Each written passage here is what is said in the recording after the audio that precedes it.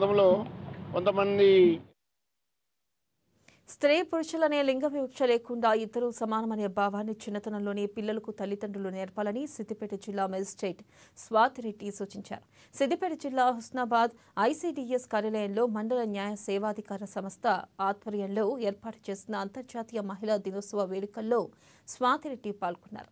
ఈ సందర్భంగా cake cut చేశారు. అర్హత, నైపుణ్యం, సామర్థ్యాలతో నేడు మహిళలు అన్ని రంగాల్లో రాణిస్తున్నారన్నారు. గర్భంలో ఉన్న శిశువు మొదలుకొని జీవితంలో ప్రతి అడుగులో ఆడవారికి ప్రత్యేక చట్టాలు ఉన్నాయని పేర్కొన్నారు. దేవతగా మనం చూడదు, సాటి మనుషులను చూడమని చెప్తున్నాం.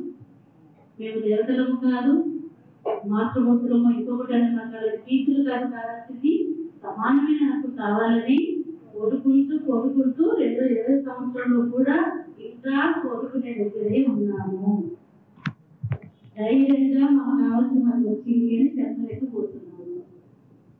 ఇలా చెప్పలేకపోవడం కారణాలు ఏంటి? అవి మనం సమీక్షించుకోవాలి.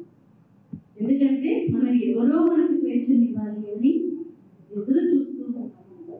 కానీ ఆ మార్పుకి తొలి అడుగు మనం వేయట్లేదు. ఒక అడుగు ఎక్కడ వరకు వేసాము?